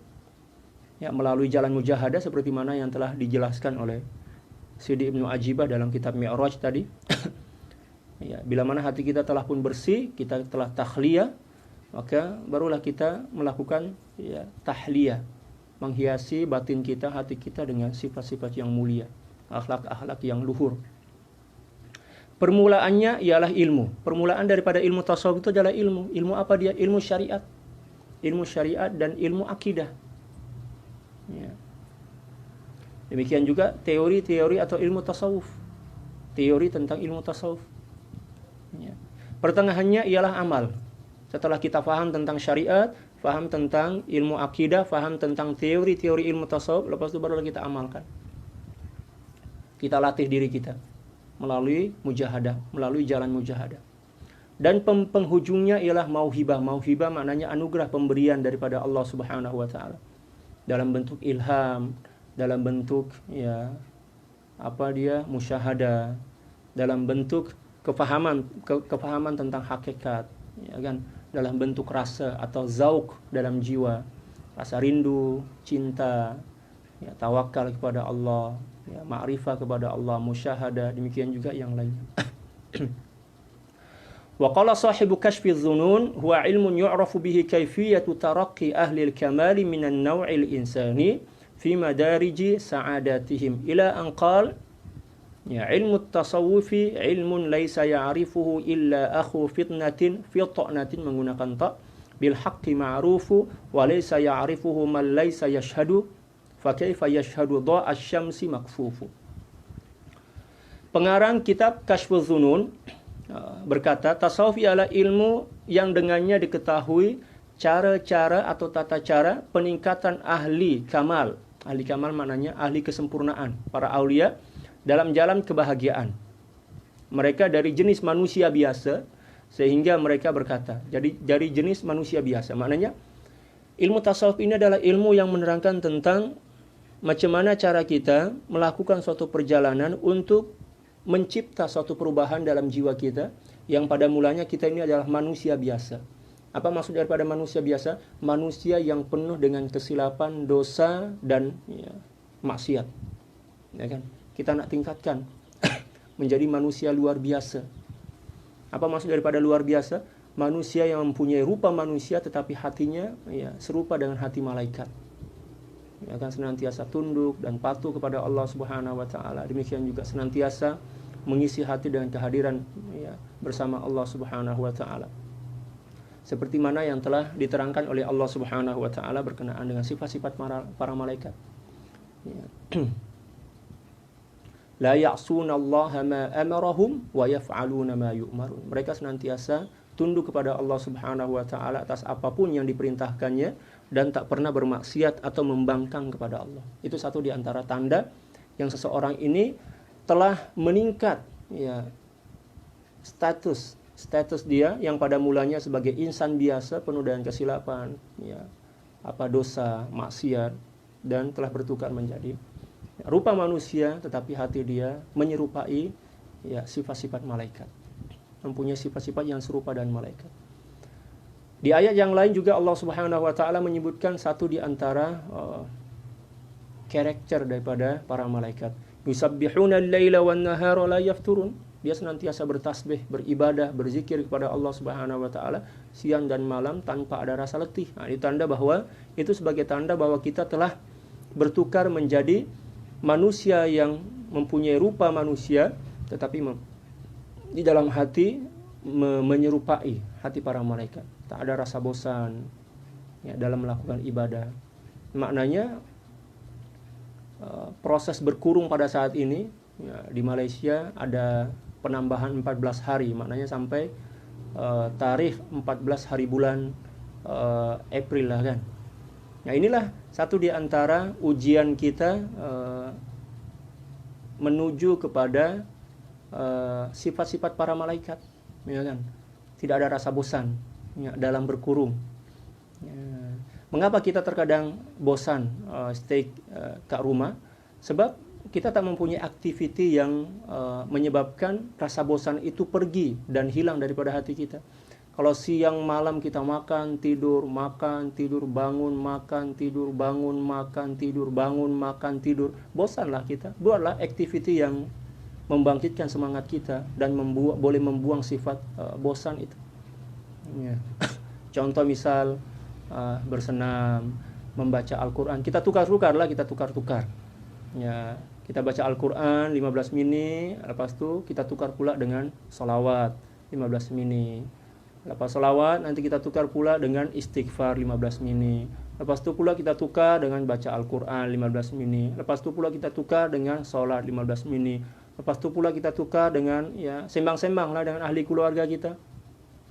Lepas tu kita tukar pula dengan buat program ya masak bersamalah dengan istri dan anak, ya kan. Kita buat program bersenam misalkan, tengok TV, ya kan. Macam tu kita kena tukar-tukar lah aktiviti kita agar kita tak merasa boring lah, tak merasa bosan. Ya, dah letih dah, kita ambil lah bantal kita, tidur kan. Kita tidur, kita makan, ya, mandi, tak bosan lah kita, malah InsyaAllah kita akan merasa seronok lah duduk kat rumah. Tapi kalau tidur, bangun, makan. Tidur, bangun, makan. Tidur, bangun. Oh, masalah besar itu. Kita akan semakin bosan. Lepas itu pula, timbangan semakin bertambah lah kan. Takut-takut pula bertambah menjadi 20 kg misal. Dah habis dah masa kurungan, masalah baru pula ya, menimpa diri kita. Apa?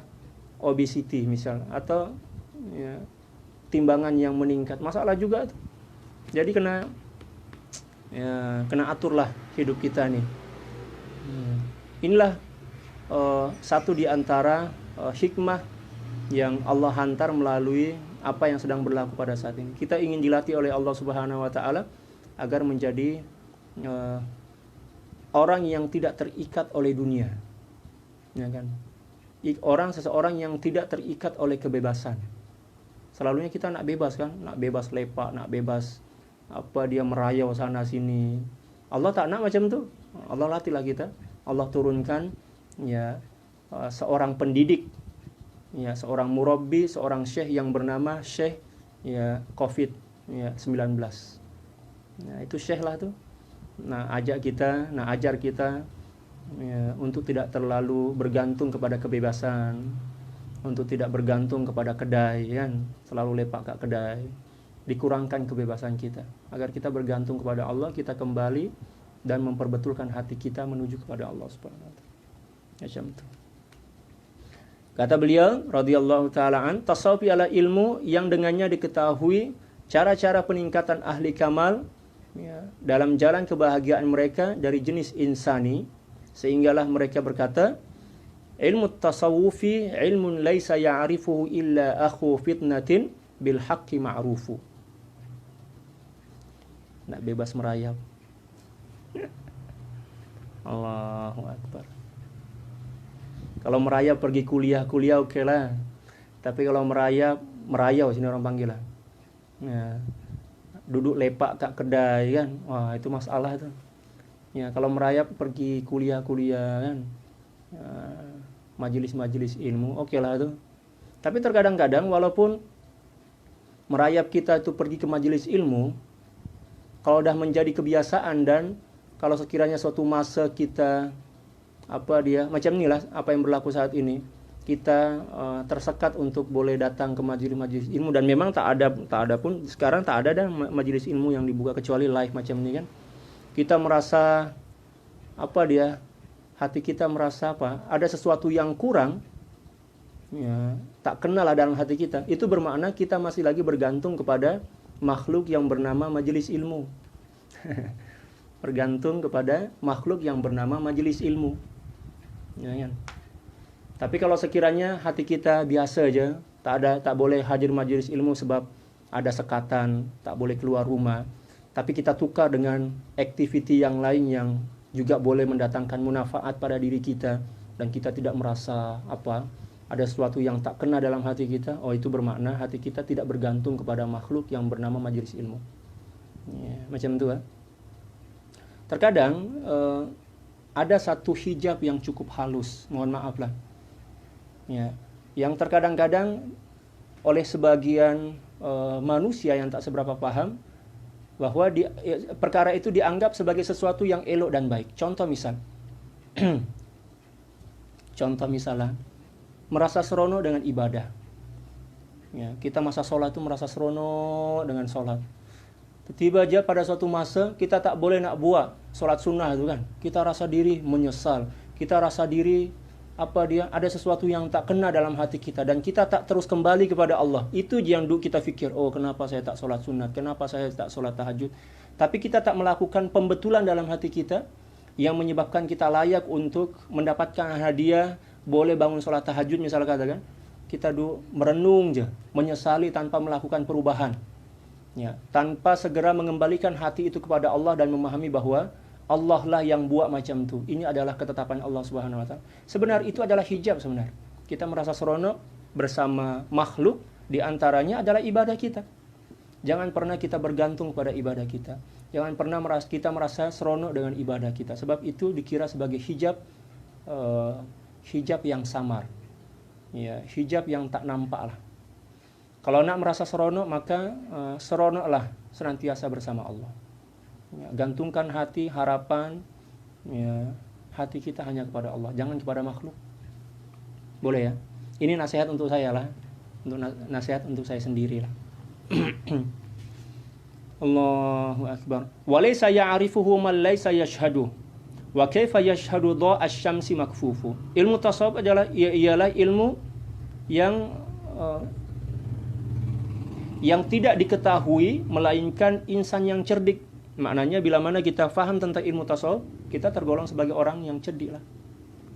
Tapi kalau ya dah 10 tahun dah kita belajar tasawuf tapi kita tak faham lagi, maknanya ada yang tak betul lah pada diri kita tuh. Mungkin kita kurang ikhlas, kurang jujur kan, atau usaha kita tak maksimum lagi. Nah, kita teruskan. Jangan pula putus asa, tetap teruskan. Kita mujahadah. Ya. Melainkan insan cerdik yang terkenal dengan kebenaran, seseorang yang jujur, ya kan. Mana mungkin mengenalinya bagi mereka yang tidak menyaksikannya. Seseorang tidak akan mengenali sesuatu kecuali setelah menyaksikan. Seseorang boleh mengenali sesuatu itu dengan pengenalan yang sempurna, ya, bila mana dia telah menyaksikan benda itu secara bersemuka. Misalnya, ada orang cakap, kita tak pernah makan durian kan. Orang cakap durian itu memang ya, sedap. Tapi kita tak pernah pun tengok durian. Ya. Ketika mana kita dengar orang-orang cakap durian itu sedap, boleh jadi ada keraguan dalam hati kita. Mungkin dia orang yang cakap macam itu. Ya. Tapi bila mana kita dah jumpa durian, kita kope, kita rasalah ternyata betul-betul manis. Ya, barulah kita mengenali dengan sebenar-benar pengenalan bahwa durian itu memang betul ya, manis dan sedap. Bagi orang yang makan durian lah kan. Tapi ada juga orang yang tak boleh makan durian. Ya. Menghidu bau durian itu macam, saya teringat dengan ya salah seorang sahabat saya dengar cerita daripada sahabat saya juga lah. Ada seorang syekh daripada Syria. Yang nama beliau adalah Syekh Ahmad, ya, Syekh Ahmad lah, Ar-Rifai. Ya. Beliau adalah seorang alim yang pakar tasawuf juga, dan juga masih lagi zuriat baginda Rasulullah, ya, keturunan baginda Rasulullah SAW. Datang ke Malaysia, bertepatan dengan musim durian, dibawa oleh seorang sahabat saya yang bernama Ustaz Zaki. Dia bawa pusing-pusing Malaysia ini. Lepas tu beli durian lah kan. Ya, nak bagi rasa kepada syekh itu. Dia bagi rasa. Bila mana durian itu dah beli dah, Syekh itu tanyalah, akhi, ya, ini apa nama? Dia cakap, ini durian. Durian itu apa? Durian itu kalau tak silap dalam bahasa Arab Abu Syaukah. Ya, Abu Syaukah. Ya, bapak duri. Ya, Syaukah mananya duri kalau tak silap. Abu Syaukah, betul lah. Ya. Lepas tu dibukalah, dikopelah, dia rasa. Allahu Akbar. Sebelum rasa itu dia nak muntah sebab apa? Bau dia itu memang luar biasa menyengat kan. Tapi bila mana dia dah rasa dah, baru dia cakap. Ya, lepas tu apa yang dia cakap? Dia cakap apa? Durian ini bau dia bau neraka, tetapi rasa dia rasa surga. Ya, dia cakap durian itu ya bau dia bau neraka, tetapi ya rasa dia rasa surga. Baunya bau neraka, tetapi rasanya rasa surga. Durian macam tu, kata dia lah kan. Ya, kalau kita memang bau dia bau surga, rasa dia pun rasa surga bagi orang yang minat durian. Kalau saya samalah dengan Syekh tadi itu. Ya, rasa durian saya suka, tapi bau dia saya tak seberapa suka lah. Nak muntah.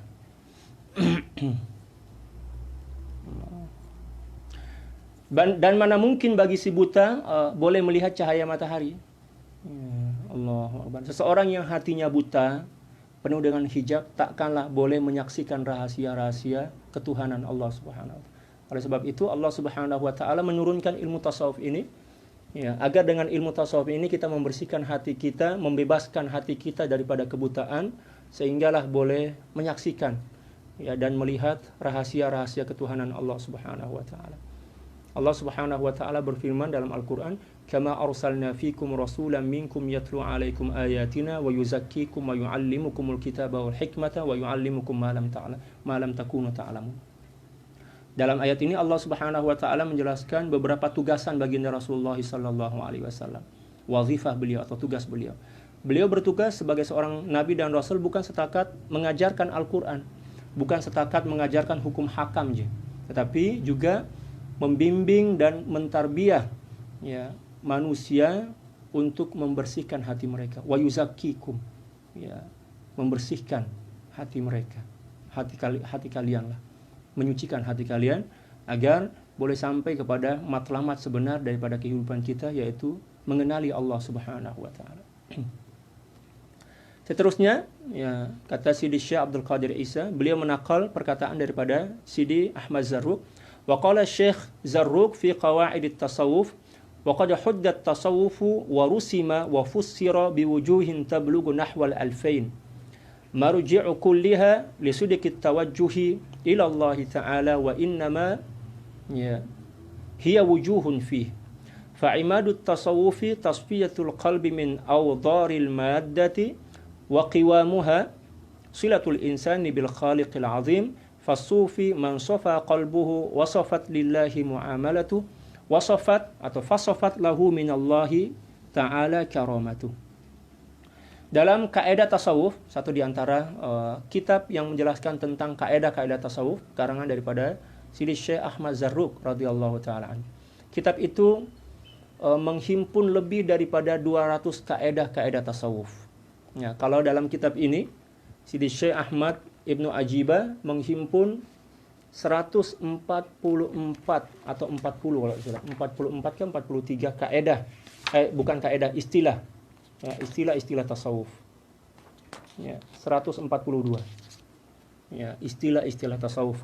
Manakala Sayyidi Ahmad Zarruq radhiyallahu taala an dalam kitab Qawaidut Tasawuf, beliau kalau tak silap menghimpun kaedah-kaedah tasawuf dalam jumlah lebih daripada 220, kalau tak salah 220 lebih lah, ya. Dan insya Allah moga-moga suatu masa nanti boleh kita bacalah. Kita khatamkan dulu mustalahatus sufiyah atau istilah-istilah tasawuf ni, ya, lepas tu barulah kita pergi kepada apa dia qawaidut tasawuf. Itu perlu kita fahami dan perlu kita mengerti dengan baik agar kefahaman kita tentang tasawuf ini lebih sempurna. Dalam Qawaidut Tasawuf karangan daripada Sidi Syekh Ahmad Zarruq radhiyallahu taala anhu wa nafa'ana Allahu bih fid dharain Allahumma amin.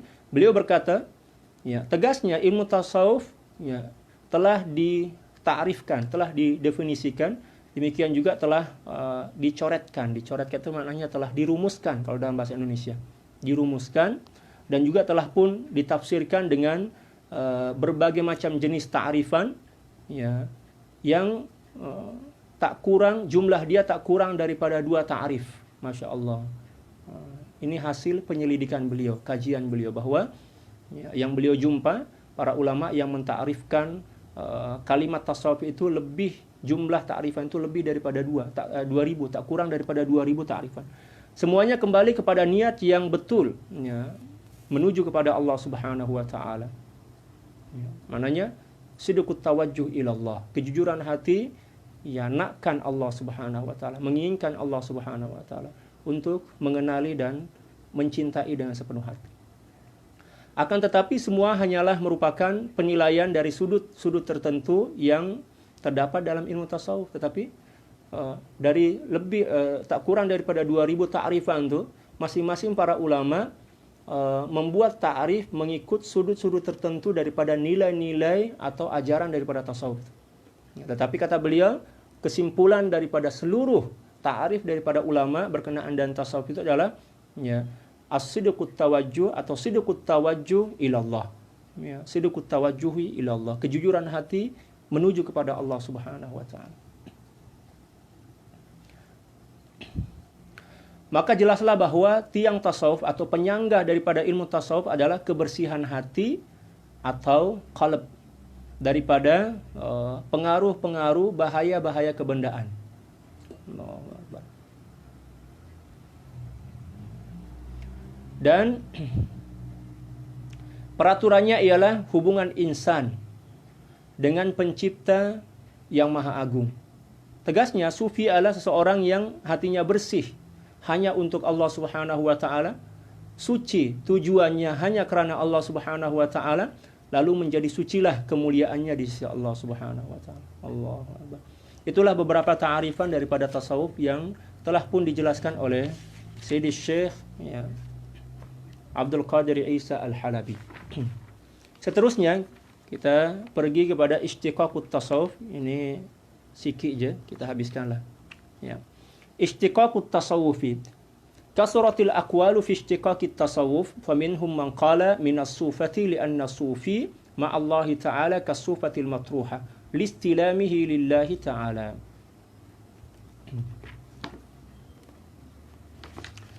Asal kalimat atau kata tasawuf. Mungkin kita bertanya-tanya, tasawuf itu asal katanya apa? Maka di sini beliau akan menjelaskan tentang asal kata daripada tasawuf.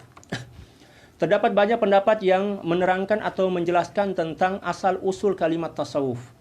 Di antara mereka ada yang mengatakan bahwa kalimat atau kata tasawuf itu berasal dari kata as-sufah, yang bermaksud kain yang terbuat daripada bulu. Baju yang terbuat daripada bulu, sama ada bulu domba, bulu harimau, macam itulah. Kerana ahli tasawuf atau seorang sufi senantiasa bersama Allah Subhanahu wa taala ialah seperti atau diperandaikan seperti sehelai bulu, ya kan, yang dilemparkan ke udara. Ini kerana kepasrahannya kepada Allah Subhanahu wa taala. Macam bulu lah, bulu itu akan terbang mengikut arah angin menghembus, dan dia tidak pernah melawan arus. Bila mana angin itu berhembus daripada arah barat ke arah timur, maka dia akan terbang ke arah timur, dan dia tidak akan berani untuk melawan arus. Ya, dia melawan arah mata angin. Dia akan senantiasa terbang kemanapun udara atau angin itu menghembus. Dan ini perandaian seseorang yang senantiasa pasrah kepada Allah Subhanahu wa taala. Ya. Dihembuskan kemanapun oleh angin takdir, dia senantiasa terima, redha. Allah bagi penyakit, hati dia redha. Ya Allah, Engkau bagi penyakit, alhamdulillah, saya redha ya Allah. Ya. Tapi jasad dia, tubuh badan dia makan obat lah, tetap makan obat, menjaga kesehatan. Hati dia redha, pasrah kepada Allah, walaupun jasad dia ya, makan obat. Allah. Dan inilah yang sedang dicabar oleh Allah Subhanahu wa taala pada diri kita saat ini. Kita sedang dicabar nih. Adakah kita mampu letak diri kita sebagai seorang hamba bagaikan sehelai bulu itu? Allah. yang senantiasa tunduk dan pasrah oleh hempasan angin takdir. Ya. Tapi kita ini kebanyakannya cakap. Allah bagi satu cabaran dah macam kelam kabut dah kita. Itu maknanya sifat-sifat kesufian itu tak wujud dalam diri kita. Walaupun cakap kita setinggi langit. Tapi bila mana kita mampu pasrah, redha, gembira dengan apapun yang menjadi ketetapan Allah, maka barulah kita dikira sebagai seorang yang mempunyai tanda-tanda kesufian dalam jiwa.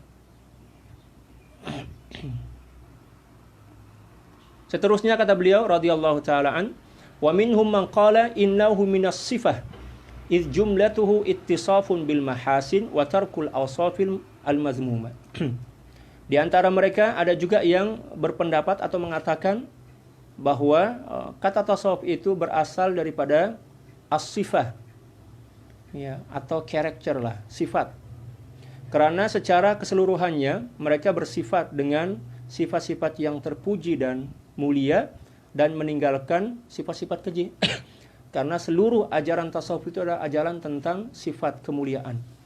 Dan setiap sufi adalah seorang yang telah mampu mempraktikkan dan melekatkan sifat-sifat kemuliaan dalam diri dia dan telah berjaya membuang sifat-sifat buruk.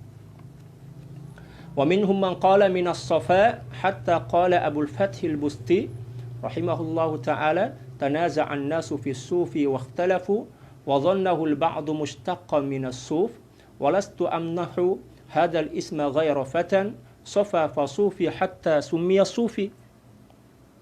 Ya, ada juga yang mengatakan di kalangan para ulama ini mengatakan bahwa tasawuf itu berasal daripada kata as-safa, ya, kejernihan, kebersihan. Sehingga Abul Fath Al-Busti rahimahullahu ta'ala mengatakan dalam satu syair, tanaza'an nasu fi sufi waqtalafu wa dhannahu al-ba'du mushtaqqan minas suf walastu amnahu hadzal isma ghayra fatan safa fasufi, ya, hatta summiya sufi. Manusia bercanggah atau berbantah-bantahan, ya, dan berselisih pendapat tentang sufi. Siapakah sufi itu? Ya. Di antara mereka ada yang menyangka bahwa ianya berasal daripada kata as-suf yang bermaksud bulu. Sedangkan tidak kuberi nama ini kecuali kepada pemuda yang hatinya bersih, suci, ya, lalu bertambah suci sehingga digelar sebagai seorang suci. Kata beliau, tak payahlah, ya, begaduh pasal berkenaan dengan asal kata daripada sufi itu atau tasawuf. Ya, kesimpulannya macam ini kata beliau, sesiapapun seseorang yang mempunyai hati yang bersih, suci, mempunyai akhlak yang mulia, dialah sufi yang sebenar. Senang katakah macam itulah kata beliau. Wa minhum man qala minas suffah lianna sahibahu tabi'un li ahliha fima athbata Allahu lahum minal wasfi haitsu qala ta'ala wasbir nafsaka ma'al ladzina yad'una rabbahum bil ghadati wal 'ashyi yuriduna wajha. Dan di kalangan mereka juga ada yang berpendapat, ya, mempunyai pandangan bahwa at-tasawuf itu berasal daripada kata, ya, as-suffah. Ya, as-suffah itu merupakan satu tempat yang ada di Masjid Nabawi. Ya, satu tempat yang menjadi tempat tinggal para sahabat yang tak kurang daripada 40 orang di zaman baginda Rasulullah SAW. Di antaranya adalah, ya, Sayyidi Abu Hurairah radhiyallahu taala. Dia orang tak ada rumah, tak ada istri, tak ada pekerjaan. Dia orang duduk kat balai-balai lah, macam balai-balai ataupun kaki lima di Masjid Nabawi. Di situlah dia orang makan, di situlah dia orang tidur, rehat. Ya, aktiviti mereka dua aja. Ya. Belajar, ibadah, ilmu, ibadah, ilmu, ibadah, ilmu, ibadah. Kalau ada masa seruan untuk berjihad, dia orang ikut berjihad. Tak ada pekerjaan lain, tak ada aktiviti yang lain. Demikian juga para sufi. Para sufi macam tu, aktiviti mereka, ya, ilmu, ibadah, belajar, ibadah, belajar, ibadah. Tak ada masa nak fikirkan keburukan-keburukan dan kesilapan orang lain. Ya, dia orang senantiasa fokus kepada dua benda itu. Ya, menuntut ilmu, ibadah. Menuntut ilmu, beribadah. Ya, macam itu. Beribadah maksud dia bukan setakat solat, puasa, zakat, ya tak. Tolong orang lain, ikut gotong royong, ya kan. Ada yang sakit, jiran dia sakit, dia bantulah, dia tolong bawa ke hospital, macam itu. Itu tergolong sebagai Ya, ibadah juga lah bantu orang lain. Ia berasal daripada kata as-suffah. Ya, balai di bahagian belakang Masjid Nabawi di Al-Madinatul Munawwarah. Ini karena sifat sufi atau seorang sufi mengikut jejak langkah ahli suffah, ya, terhadap sifat-sifat yang ditetapkan oleh Allah Subhanahu wa taala terhadap mereka, seperti firman Allah Subhanahu wa taala, wasbir nafsaka ma'al ladzina yad'una rabbahum. Dan contohkanlah kesabaran, ya, kepada, ya, bersama orang-orang yang senantiasa menyeru Tuhannya di pagi dan senja, ya, senja hari dengan mengharapkan keridhaannya. Maknanya dalam ayat ini Allah Subhanahu wa taala memerintahkan kepada baginda Rasulullah sallallahu alaihi wasallam untuk mencontohkan nilai-nilai kesabaran. Bukan diperintahkan untuk bersabar. Ramai orang yang tersalah dalam menafsirkan ayat ini. Malah tersilap dalam menerjemahkannya. Dia cakap apa? Bersabarlah kamu. Mana boleh baginda Rasulullah sallallahu alaihi wasallam tak sabar ke sehingga Allah perlu memerintahkan beliau untuk bersabar? Bukan macam itu maksud dia. Yang dimaksud daripada ayat ini adalah baginda Rasulullah SAW diperintahkan untuk menzahirkan macam mana cara bersabar dan mencontohkannya kepada para sahabat. Adapun para nabi dan rasul, dia orang tak perlu dah belajar tentang kesabaran, sebab sifat sabar itu adalah sesuatu yang telah melekat semula jadi dalam jiwa mereka. Mereka adalah jamaah pertama. Nah, kita baca dulu. Apa dia?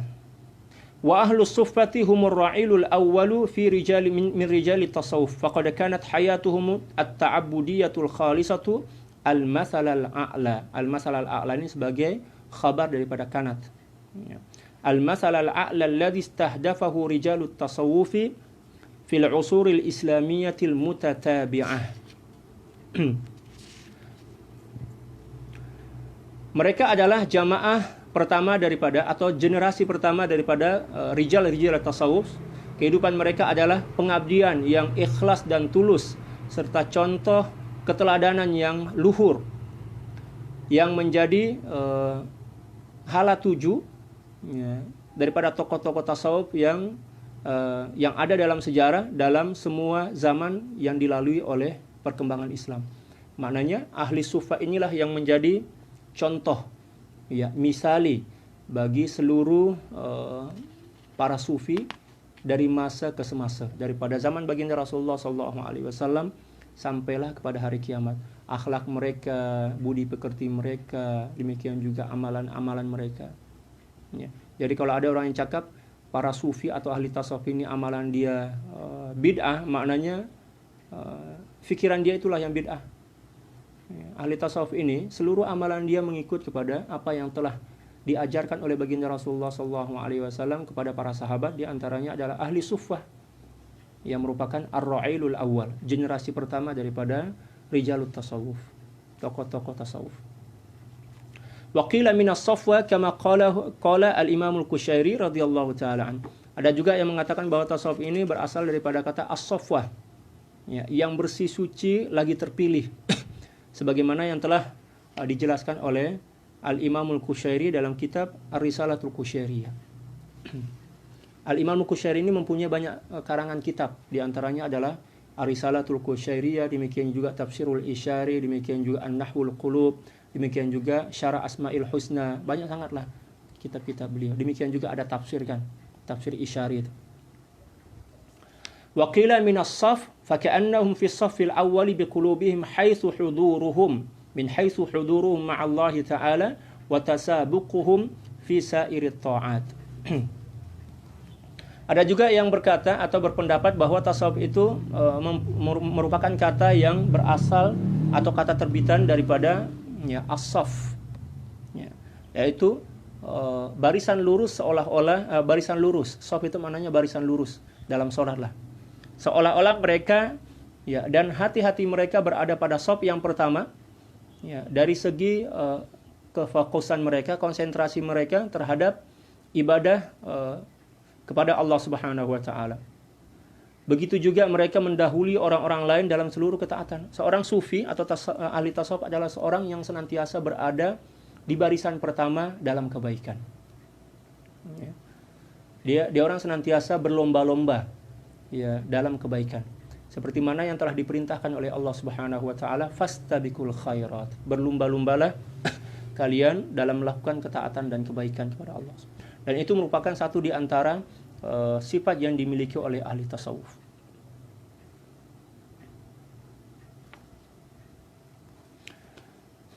Wa minhum man qala inna at-tasawufa nisbatun ila lubsi as-sufil khashin li'anna as-sufiyata kanu yu'thiruna lubsahu lit-taqashshufi Allah wal ikhshishan wa mahma yakun min amrin fa inna at-tasawufa ashharu min an yahtaja ila ta'rifihi ila qiyasi lafzin wa ihtiyaj ishtiqaqin wa inkaru ba'd an-nas ala hadha al-lafz bi annahu lam yusma' fi ahdi as-sahabati wat-tabi'in mardudun إذ كثير من الاصطلاحات أحدثت بعد زمان الصحابة رضي الله تعالى عنهم واستعملت ولم تنكر كالنحو والفقه والمنطق. Di kalangan mereka ada juga yang mengatakan bahwa tasawuf itu merupakan penisbahan kepada pakaian buluh yang kasar. Karena orang-orang sufi zaman dahulu ya senantiasa berkorban pakaian untuk hidup dalam keadaan susah dan kesederhanaan. Luar biasa. Bukan bermakna mereka tak ada duit, bukan bermakna mereka itu miskin. Mereka orang-orang kaya, tetapi dia orang buang dunia itu, dia orang bagi kepada orang lain, dan dia orang menggunakan pakaian-pakaian yang biasa aja. Pakaian yang sederhana lah. Contoh lah, misal kata, contoh. Sayyidina al-Imam Abdullah ibnul Mubarak. Beliau adalah seorang sufi tulen, dan juga seorang muhaddis yang pakar. Seorang ahli fiqh, menjadi guru hadis di zaman beliau. Dan beliau seorang peniaga, kaya raya luar biasa. Ya, dimanapun beliau pergi, bagi kuliah lah istilah kita.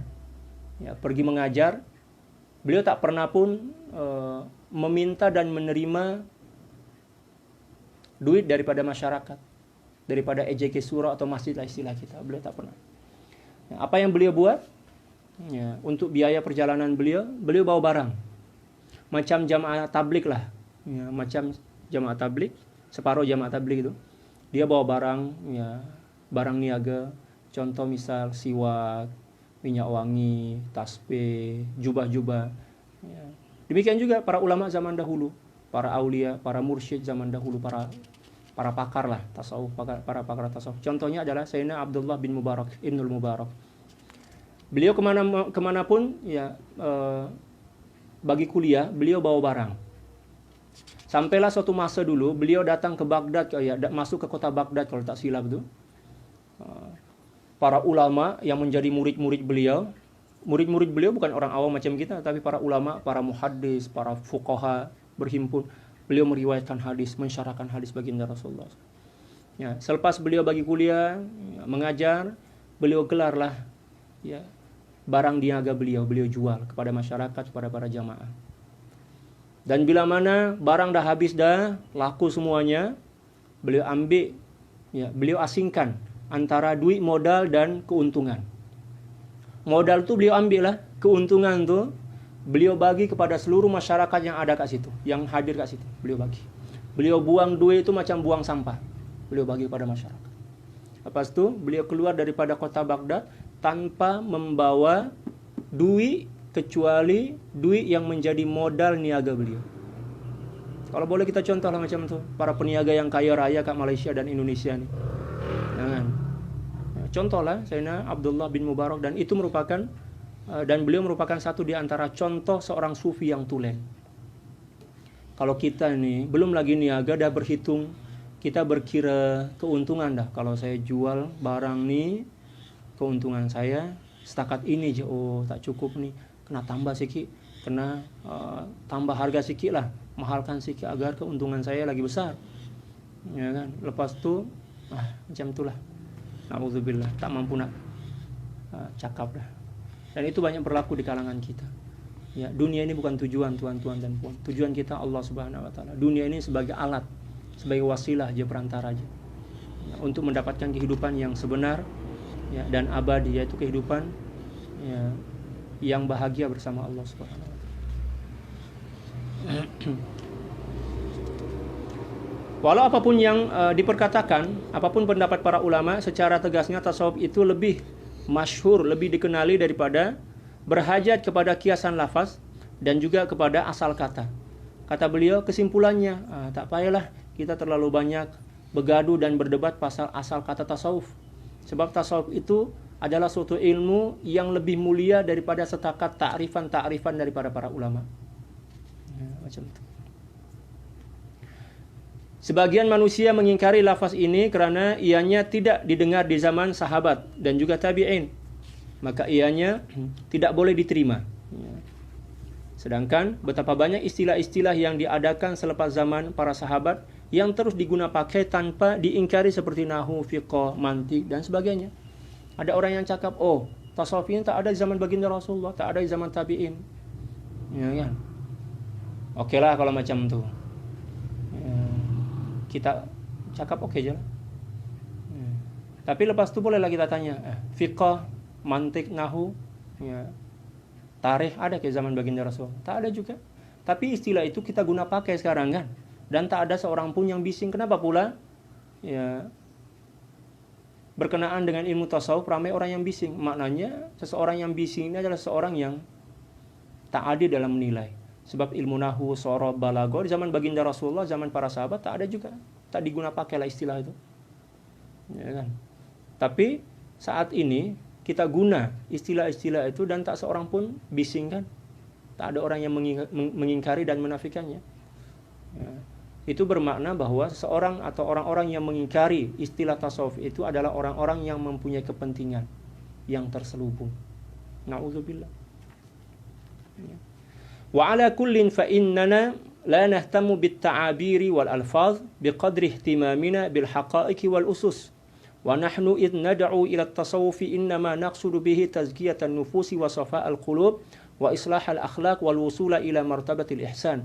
Nahnu nusammi dhalika tasawufan wa in syi'ta fasammihi al-janib ar-ruhi fil Islam awil janib al-insani awil janib al-akhlaqi aw sammihi ma syi'ta mimma yattafiqu ma'a haqiqatihi wa jawharihi illa anna ulama al-ummati qad tawarathu ilma at-tasawufi wa haqiqatahu an aslafihim minal mursyidina mundu sadril islami hatta yaumina hada fasara urfan fihim. Kesimpulannya kata beliau, secara kesimpulannya kata beliau, bagi kita ya, umat Islam yang boleh menerima ilmu tasawuf, ya, bagi kita ibarat dan lafaz tidak sepenting hakikat dan asas. Ibarat itu samalah jenama kan. Jenama istilah itu adalah macam jenama lah. Ya, secantik apapun nama jenama satu produk kita, tapi kalau kualiti produk itu tak baik, tak elok, maka orang pun tak beli. Ya. Kebalikannya, ada suatu jenama, barang lah, produk tanpa nama. Ya, satu jenama tanpa nama, tapi sedap, murah, ya kan, sehat, halal, thayyib, mestilah orang cari, mestilah orang beli. Ya.